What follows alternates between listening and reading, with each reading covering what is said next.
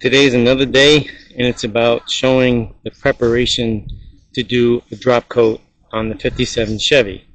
Finished putting the clear coat on Sunday. Today is Wednesday. I started sanding on the car and getting it ready for the drop coat, which I use 800 grit sandpaper. And as you can see in certain areas, I started sanding just to get a feel on if it was cure enough for me, and discovering really not, even after doing the two doors.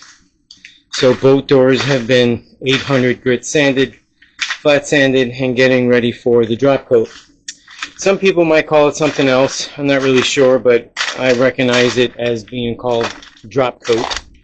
And what it does is it allows you to take out, if there's any imperfections in the way the clear went down, any little specks of dirt or whatever, to get it out and hopefully not have to repeat it when you go to put the final couple of runarounds, coats on there, which would be a total of 4 because of the 50% overlap. But also it adds more depth to, and not only depth, but also makes it look like it's a little more wet, maybe out in the field, that some people might say, oh, it looks wet. I want it to look wet.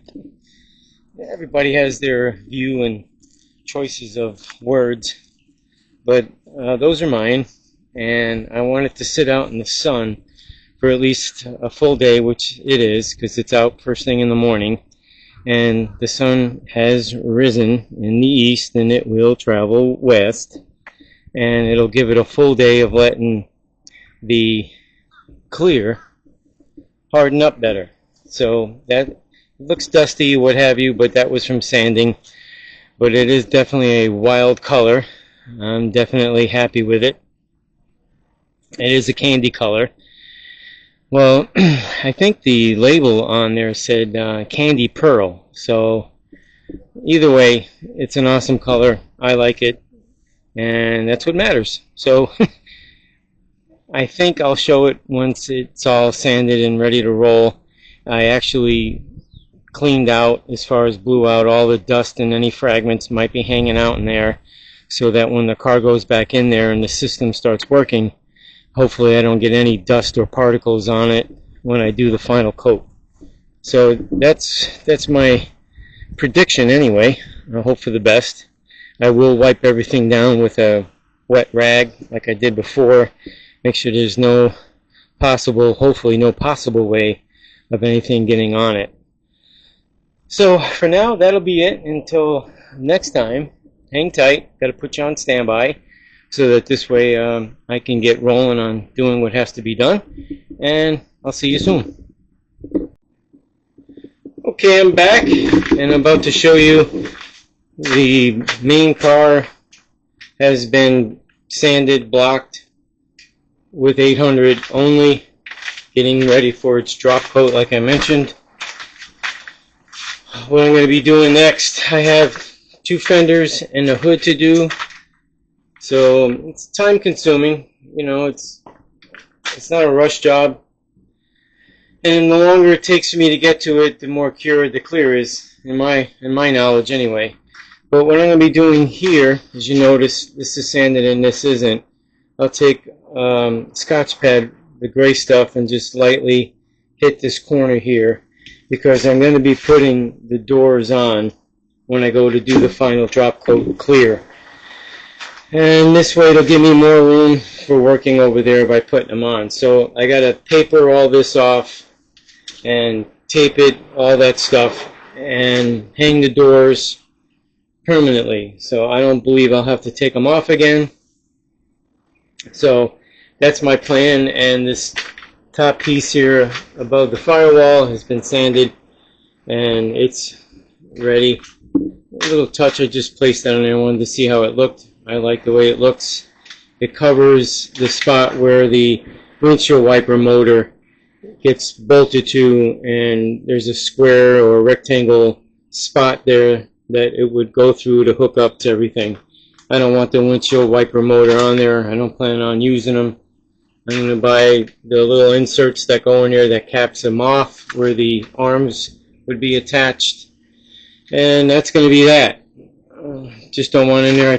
I think that's a real nice touch.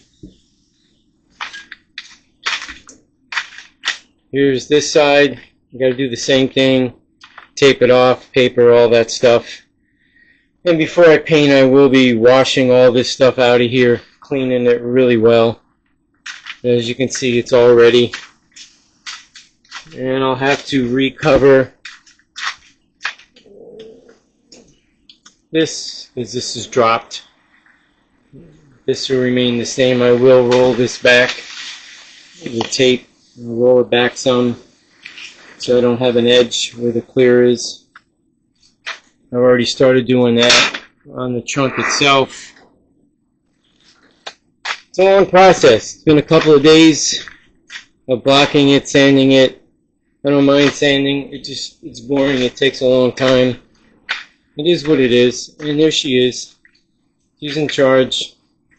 Put some boots. She's checking things out. Just wants to know what's going on. She's acting a little funny this morning. That's okay. She's a stray cat. That's what they do.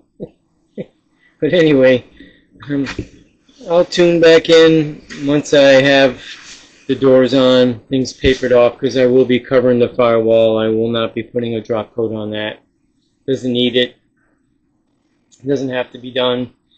But I want to make some room in here, and that's why the engine hoist is in here, so I can hang the doors. But I'll be back. Stand by. Well, I'm back, and it's the next day or so, or 2 or 3, and I am showing that the base of the car is ready for the final drop coat. I'm going to be adding a little twist to this drop coat when I apply it, and I'll show it in the next video. So for back here, the only thing I have to do is fix this mess. It started coming apart. Plastic is coming off, but you have to wipe everything down. I'm going to go over it with the, where is it? Somewhere around here. Okay, here we go. With the gray Scotch pad. That's the color you would use when it comes to doing a clear coat type of thing, if you want to make sure you got all the imperfections out. If there's a little bit of spot you might have missed, that is what you would use. And as you can see, the door is taped off. I have to finish doing the jam, roll back the tape so that when the spray comes in here, it just doesn't have a sharp edge line. It just kind of fades into it, and then it's easier to clean up. So I'll be finishing that part of it up. So the only 3 parts left is the 2 fenders and the hood. Hopefully it doesn't take too long. And the reason why I held back from doing those, because I wanted to have the doors in place on the car to give me more workspace. The firewall will not be getting the drop coat on it. It's not necessary in this case, but the top part here, as you can see, will be. And what I mean by roll back the tape, you could hopefully tell that the bend, like doing this, when the paint goes in there, it kind of, it's weird how it works, but it doesn't leave a sharp line. And that's the whole idea of kind of rolling that back, and that'll happen all the way around. Well, look who decided to finally show up for work. Let's put some boots. Yeah, I don't know where she was. She wants to be fed. Oh, there she is. She's giving me tails up. I got her approval. Right, kitty? Wow. But that's pretty much that. There's no point in kind of showing the rest of it. I want to try to keep the video short as I can, so hopefully more people will watch it, subscribe, all that stuff. But when I am done putting the drop coat on there, I'm going to show you what I've done, because like I said, I'm going to add a little flair to it. And there's a reason why I do that. It's to add a little more depth and more clarity. So thanks for watching. I appreciate it. And if you wouldn't all mind, make a comment, thumbs up, subscribe, all that stuff. It would, really does help, believe it or not. It doesn't cost anything. But until then, try to get something done. And I believe the next thing I'll be working on is a Mustang, and looking forward to doing that.